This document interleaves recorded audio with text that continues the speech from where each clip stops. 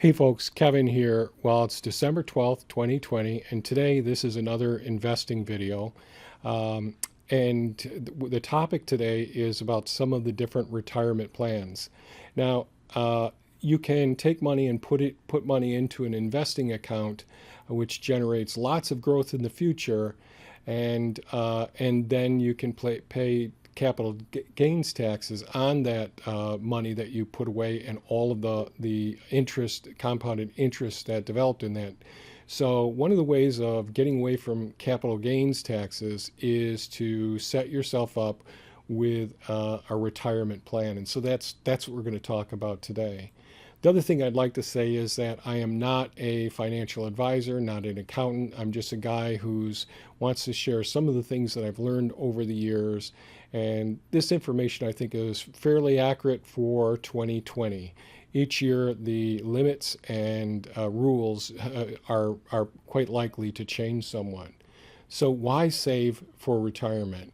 Well, you can't rely on Social Security. None of us know what the future lies ahead for Social Security, and it's too great of a topic to talk about in this video. So, and you don't want to burden your children or become homeless or to lose your home after some significant medical emergency or something else that happens where you don't have the financial resources to deal with whatever that situation is. So having tax-deferred investments certainly can reduce your income. It can reduce the taxable income so that you're not paying the government more than you absolutely have to. Certainly, the power of compounded interest can earn you exponential growth and making your retirement much more beneficial. And you can live a happier, healthier life as a result of appropriate planning and really contributing relatively early to your retirement account. So start investing early, I think, is really an important suggestion. So what we'll cover in this video, we're going to talk about tax-deferred versus tax-free accounts. So the tax-deferred are like your employer-based ones that are 401k, 403b. We'll talk about all of those, or your IRA, your traditional IRAs. The tax-free are your Roth versions of those. So your Roth 401k or your Roth IRA, those are your tax-free investment accounts. We'll talk more about them. The traditional IRAs are tax advantaged, and we'll get into that. There really are several different types of IRAs, and we'll go through many of those and the plans that companies offer, including the 401k, 403b, 457, the Fed Thrifty Savings Plan, the Roth IRAs, some of the restrictions, simple IRA plans, the simplified employee pension, the Spousal IRA, and the Non-deductible IRA. And we'll have some charts showing some of the limits and all at the very end. First off, about the traditional IRAs. When we think about those are the ones that such as your employer, your 401k, 403b, and so on. What you're doing, this is really a good plan for high income earners. What it does is it allows you to take before taxes are taken out of your income, that tax deferred amount is placed each paycheck into your IRA, whether it's a 401k or it's a traditional IRA. That pre-taxed or tax deferred contribution to the traditional IRA can grow tremendously if invested wisely over the years and experience exponential growth, and you can have a large sum of money in your retirement account at the time that you retire. The challenge with a traditional IRA is that you will have to pay taxes on both the principal, the amount that you invested into the retirement plan, as well as the growth that accrued after that investment was placed in there. So if you put in X number of dollars and there was 20 times the X growth over the years, then all of that money will be taxed at the time that you withdraw those from the traditional IRA during your retirement years. So this is really best for really high income earners to reduce the tax burden that they're paying each year. It's really, really beneficial to save from Uncle Sam getting so much of your paycheck each week or 2 weeks or each month. Excuse me. But at the end of the time during retirement, and if you're a high income earner, possibly your retirement income will be at a lower tax rate, and therefore this is relatively beneficial, at least in theory, in the long run. So really good for high wage earners, this plan. The Roth IRA is different, and this is your contributions are after your taxes are taken out. So in other words, you don't get tax deductions from your regular paycheck as a result of this. So if you're a high income earner and you contribute to a Roth IRA, you're not getting the tax advantage of contributing to the Roth IRA. You're still going to pay Uncle Sam just as much, as you would if you weren't contributing to any plans. But once that fully taxed contribution is put into a Roth IRA, that, along with all of the interest that has been compounded over the years, is withdrawal tax-free at the end of the when you start retiring. So you don't pay taxes on all of the money in this investment vesicle. You're going to get this money tax-free at the end of the time. So I think low-wage earners and young people first starting out in their work career in their 20s and 30s, this can be really, really beneficial. Rollover IRAs, there's a couple of different types of rollover IRAs. But once you leave work and you had a 401k or 403b or whatever the retirement package was where you were employed, once you leave, you can set up, like there's a rollover diagram here on the page, and this I took from the Fidelity website.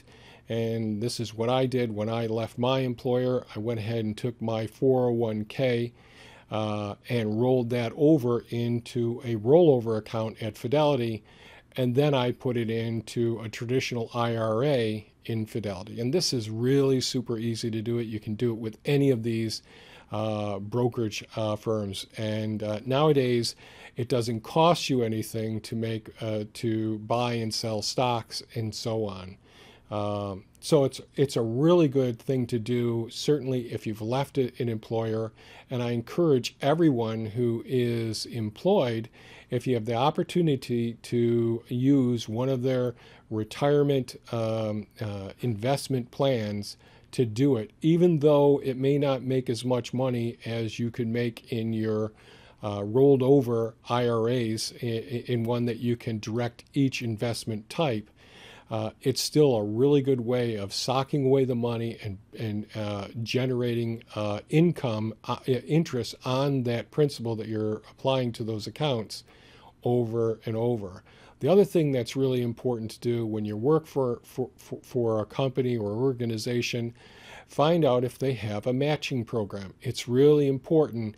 If, let's say that they offer a 3, 4, 5% matching contributions, so you need to put in at least 3, 4, or 5, whatever their match is, at least get that.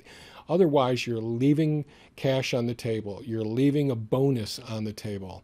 And that bonus is going to grow exponentially over the years. The earlier you start doing this, even though it seems like retirement's so far away in the future, it's really wise to take advantage of any employer match. IRAs, individual retirement accounts, are tax advantaged. So an IRA is designed to encourage you to save and invest the money for your retirement. Really, really good thing. Traditional IRAs, as I talked about, they're tax advantage because what you can do is you can cut that tax bill that you're paying to Uncle Sam each year. And so it reduces your taxable income. That's put into an investment vehicle, and that investment vehicle is going to gain interest, and that's going to grow year after year after year. The Roth IRAs, on the other hand, these are post-tax based, meaning that you can't take tax deductions on the Roth IRA investments. However, the interest and the growth, so both the principal and the compounded interest both grow tax-free. So at the end of the time when you ultimately start withdrawing and when you retire, no matter what age it is, and there's other incentives for Roth IRAs that I'm not going to get into in this video, such as if you're a first-time home buyer, and there are penalties for taking out money out of your individual retirement accounts. There's a 10% penalty, and then you pay interest on the traditional IRAs and all. But the Roth IRAs have some really good benefits for educational, for medical, and for educational, medical, and first-time home buyers. So that Roth IRA, you can basically take some of that money out and use it for other purposes, but I would encourage everyone to try and leave as much of that in there as possible, because that's the one that's going to be tax-free when you start your withdrawals when you're retired. So there are several different types of IRAs, and so that's what we're going to do, is get into some of these types of IRAs. So employer plans, you can see there's a 401k, 403b, 457 plan, the Fed thrift saving plan as well. There's the traditional IRAs, which we just spoke about, the Roth IRAs, which we covered, and then there's the SEP IRAs, the non-deductible IRAs, the spousal IRA. That's a really good one, especially if one spouse works and the other one doesn't, or one is retired and the other one is still working, or if one is a really low income earner and the other one is a high income earner, the simple IRA, and then the self-directed IRAs. So the employer-based plans, the 401k, 403b, 457 plan, and the Fed thrift saving plan. There are, with all of these plans, there's limits to all of them, and there'll be a table at the end. For 2020, the maximum contribution is $19,500. There is a catch-up also if you're 50 or older, so you can contribute $26,000 a year in total to these plans. Not to each plan, but to the sum of all of the plans. There are both traditional and Roth IRAs in these employer-based plans. Like the 403b has a specific rule, the 15-year rule. Once you get to that point, I think you can contribute another $3,000 on top of the base amount.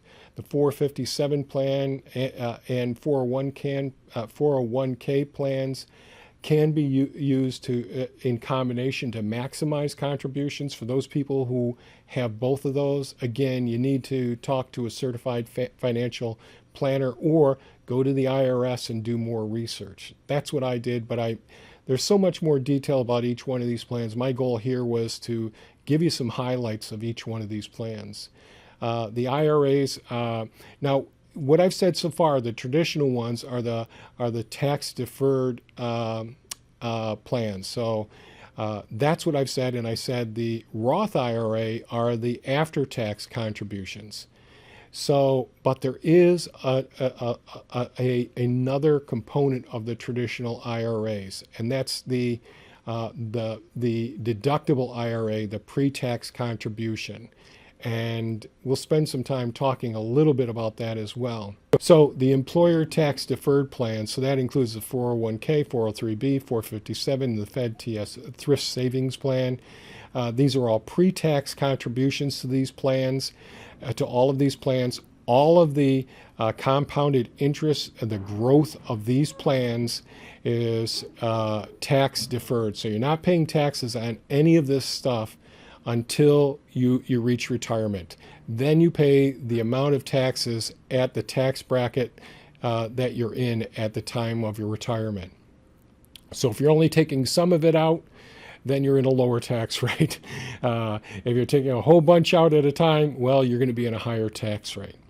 However, there are contribution limits. So if you're 49 years or younger, then it's $19,500 total that you can contribute each year to these plans. If you're 50 years or older, and that's the year in which you turn 50. So if you don't turn 50 until December 31st in 2020, well, 2020, you can still contribute that extra $6,500 because you turned 50 in the year of 2020. I hope that makes sense. So in total, you can contribute $26,000 if you're 50 or older. And the other thing to remember is always look to see, is there an employer match? And that employer match doesn't come out of the $19,500 or the $26,000. The employer match is unrestricted. That can go in there. And you remember, that's not just the amount that the employer's putting into your account. That's all of the growth, all of the interest, the compounded interest there. So always maximize your deductions so that you can take advantage of an employer match. Employer tax deferred plans, those are the tradition, like the 401k, 403b, and so on. They're best for higher wage earners again, people in really high tax brackets, so you want to reduce the amount of money that you're paying to Uncle Sam each year, and therefore taking the pre-tax dollars and putting it into the 401k and 403b. If you're not making that much money, then you may want to put it into a Roth 401k or Roth 403b, and that is after tax dollars. So you're still going to pay your full salary, modified adjusted gross income taxes to Uncle Sam, but you are getting all of the principal and interest tax free when you hit retirement. So the other thing that I would say is getting these things set up so that they're automatic. It really eliminates issues with people who are impulsive and can't regularly make contributions at all. Having it set up with your employer so it's automatic, you get used to your net pay each month or each week or every 2 weeks, and you live within your means. The Roth IRAs, those are contributed after taxes. These are really good for young investors. The maximum contribution is $6,000, or if you're 50 or older, $7,000. Again, there's no change in your tax bracket as a result of contributing these after-tax dollars into this Roth IRA. But it really is good to get this, and you certainly can get an employer match to go with this and bump it up. And again, the year that you turn 50 years old, no matter what date you turn 50, then you can add that extra $1,000 to your Roth IRA. Roth IRA restrictions: if you're a single person with a modified adjusted gross income greater than $139,000, or if you're married filing jointly with a modified adjusted gross income of $203,000, then you can't contribute to the Roth IRA. However, having said that, there is this backdoor method of legally contributing that involves a few extra steps. And I think you really need to have an accountant and a certified financial advisor help you with this whole process. So the Roth backdoor, so what it boils down to is you take your contribution to your traditional IRA. So this, even though we're going to talk about a Roth IRA, you deposit money into your traditional IRA. So this is money that has not been taxed yet. That money, you go about and roll it over and you convert it to a Roth IRA. Now, a Roth IRA is typically post-tax, so so that you have paid taxes on it, but this you haven't paid taxes on. So the next step is really important. You got to pay the taxes on that contribution amount. Now, I would suggest that you don't convert this IRA into, if you already have one IRA and a Roth IRA, I think you need to have a separate Roth IRA to keep it separate, and because you want to pay taxes on that contribution. You don't want it getting mixed up so that the IRS has a challenge with it if both the converted backdoor contribution is there where you didn't pay taxes on it, and then it'd be hard to separate out in here. So that's one of the things I'd say. So once you pay the taxes, but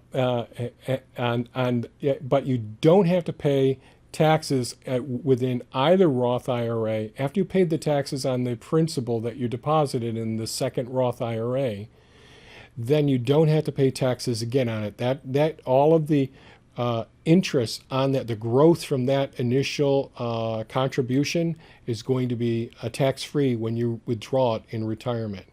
I'll talk more about the backdoor towards the end, that there's another requirement that you have to be aware of so that you can take advantage of it without any other issues. Now, the simple IRA plan. This is an employer plan that allows employees to contribute but requires employers to contribute. This is one of those, so this is for really small businesses and all. The employees contributions will reduce their taxable income, so it's like a traditional IRA in that sense. The money will grow tax deferred, and you will pay taxes on the withdrawals during your retirement. The contribution limit is $13,500 in 2020 for those under 50, and for those over 50, $19,500. There'll be a table showing this stuff at the end. So here's a simple IRA plan, and which is geared for the employers. Annual administration costs, there's no annual administration costs. A 401k, yes, there's annual administration costs. Are the employers required to match in a simple IRA? Yes. So if the employees are making contribution, you've got to match those contributions. Better the employees get it than Uncle Sam. With respect to the 401k, employers are not required to match any contributions. Maximum employee contributions, $13,500 or $19,500 if you're over 50. With a 401k, $19,500 or $26,000 if you're over 50. Sorry about that. Profit sharing in a simple IRA, no, and in a 401k, yes. I'll have to double check that, make sure I'm okay here. Only employers with less than 100 employees can participate in a simple IRA plan. Now, the simplified employee pension, this is different. This is a SEP. This is also for small business owners or self-employed people themselves, and possibly a couple of employees, possibly family members as well. They can reduce their taxable income and the growth within the accounts. The withdrawals will be taxed at the current tax rate at the time of retirement, and contribution limit is 15% for employees, for the employee's annual salary, or $30,000. Less record keeping as well. So these are all pretty good things for people to think about if you're self-employed, ways of contributing to a retirement account and not getting all sorts of taxes on it, and making lower taxes during your retirement. More about the simplified employee pension. Contribution limits is a lower of $56,000 or 25% of the compensation per employee, whichever is lower. best for self-employed and small business owners who wish to contribute to an IRA for themselves and or the IRAs of their employees. So here's a comparison between the SEP and the simple. Available any size business. The simple, you've got to have less than 100 employees. The different forms that apply to each one of these plans. Or adopt a prototype individually designed plan, and that has to be done going through the IRS website or going through a certified financial advisor. Filing requirements, nope for either one of those.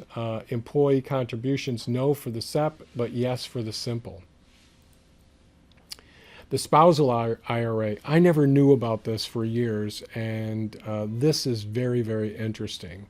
So there are some requirements for the spousal IRA. So one, you have to be married and filing joint returns. There must be separate accounts set up. So both spouses have to have separate accounts. Money can come from anywhere to contribute. Any legal means to contribute does not have to come directly from income. So you could use gift money or money that's in a money market or in a savings account, or it can be in one of your investment accounts as well. I mentioned before that you're going to pay capital gains taxes on your investment accounts unless you meet certain criteria. But money can come from any source. The working spouse can contribute to both the working and non-working spouses' traditional and Roth IRAs or Roth IRAs. Working spouse's income needs to equal or exceed the total contributions. So you can't contribute more than what the working spouse is actually making each year. The account must be opened a separate account for the non-working spouse or spouse who isn't making very much money at their employment. So there needs to be an IRA set up for the non-working spouse with their Social Security number. This is best for retired or low income or non-working individuals married to someone who has earned income. And the amount of earned income, you cannot exceed that amount for the contributions to the non-working or retired spouse. Here's an example. Spouse one can make can make $6,000 or $7,000 if 50 and older contribution to his or her traditional IRA or Roth IRA. Spouse 2 can make $6,000 or $7,000 if 50 or older contribution to his or her traditional IRA or Roth IRA. So if you're over 50, both spouses together, there can be a total of $14,000 in a total with $7,000 each in each separate IRA for them, either IRA or Roth IRA. And if you're under 50, $6,000 or $12,000 combined with them. Advantages: it accelerates investments for retirement for people who are of modest means. So, or one worker who's staying at home or has retired or taking care of the kids. Believe me, raising children is a meaningful job, and certainly should have the ability to contribute into a retirement plan. That's my opinion, of course. There can be reduced taxes if it's a tax advantage account like a traditional IRA, or you get tax-free money during retirement from the investment into a Roth IRA, just like I already spoke about. So income limits, modified adjusted gross income limit for deductible contributions is 100. All right, so this is a range and a phase-out range. So if you make less than $104,000, then you qualify for this. If you make more than $124,000, and this is phased out. So if it was $114,000, you'd have to cut the contribution in half. However, non-deductible if greater than 124,000. So you can still contribute, but you're not going to be able to get to lower your taxes that year on that contribution. I hope that makes sense. So you can still contribute if your modified adjusted gross income is greater than 124,000 to a non-deductible IRA. Now, if your modified adjusted gross income limits for non-deductible contributions, you can go all the way up to 196,000 or 206,000. 196,000 is where the phase out goes to, begins, and 206,000 is where it ends, and that can be directly to a Roth IRA. So again, this is non-deductible. So you're not getting the benefit of reducing your taxable income in the year that you're making this contribution, but you still can contribute to a Roth IRA. And again, having $6,000 or $7,000 going into a Roth IRA, and you do this early on in life because one person's raising the kids at home or whatever, that money can grow exponentially, and you can have a much more comfortable lifestyle as a result, because the contribution limits, 6,000 if less than 50, 12,000 per couple, 14,000 per couple if 50 or older. And this is based on the age of the account owner. So if one person is over 50, then they get the 7,000. And one person is if one person is less than 50 and one is over 50, then the combined amount total would be 13,000. I hope that makes sense. The non-deductible IRA. If income exceeds the modified adjusted gross income limits, then you may not be able to deduct the traditional IRA contributions. However, you can still put money into an IRA. Contributions are made with after-tax dollars. So you've exceeded, for the traditional IRA, you've exceeded the amount of money that you can contribute to that, but you pay the taxes on it, and then that money you can go ahead and do a non-deductible IRA. Like we talked about before with the rollover and all the backdoor system, you still get the benefits of tax-deferred growth. So the growth itself is not going to be taxed. So you paid taxes on the principal going into the account, but the growth within that account is not taxed until the time of withdrawal during retirement, and that's taxed at your tax rate in the future when you retire. However, the principal in the account is not taxed because it is not taxed at the time of investment.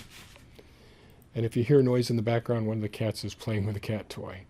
So again, the non-deductible IRA, this is the thing that I talked about that you had to make sure of. So I really think that you want to have 2 Roth accounts when you do this non-deductible backdoor system. And when you have the two separate Roth accounts, you have to make sure that you understand what the pro rata rule is. And it's fairly complicated, and I don't think I could explain it because I don't understand it that well, quite honestly. So that's an important thing, is if you're doing this backdoor method to maximize your Roth contributions, make sure you follow all the details and check with the IRS about this, or your certified financial advisor. Here's a couple of the tables. So these tables I got from Devin Carroll. He has a wonderful YouTube site and his website as well. And this is a PDF that he sent out to all of us who subscribe to his channel. And he's really an expert in describing the ins and outs of Social Security planning and all, and what to expect and what the rules are and so on. But he did send this out, so I went ahead and copied this over, and I want to give Devin Carroll, props for him doing this work. So this is for 2020. So for a traditional IRA and Roth IRA, Maximum contribution is $6,000. The catch up, they call it catch up. In the year that you turn 50, you can contribute another $1,000. You can do this up until April 15th, the filing deadline, until you file your taxes. The simple IRA plan, there's the contribution limit is $13,500, and the catch up is $3,000. With the with the 401k, 403b, and 457, you can contribute up to $19,500. Now, both of these ones with the simple IRA plan and the worker plans, you have to make these contributions before or on December 31st, if applicable. And if you're 50 or older, $6,500. So this hits many people, many workers. They've got employer-sponsored retirement accounts and all. So this is the amount that you can contribute, $19,500 if you're 49 or younger, and $26,000 if you're in the year that you turn 50 and older. And I really think lots of people, like myself, I didn't start contributing large amounts until I was older in life. The SEP IRA maximum contribution is $58,000, and again, the filing deadline. So you have time when you're working at the end of the year, like I'm doing now, going through all my finances and all. You could contribute to your SEP all the way up until April 15th. Now here's income tax brackets. I won't go over. Oh dang it! Let me go back. I won't go over this too much right now, but this is important to realize. I know that that many folks, and myself included, years ago, when I knew that I was in the 22, or back then 32% interest bracket, income bracket, taxable bracket. The thing is, the 10% is up to $9,950 in 2020.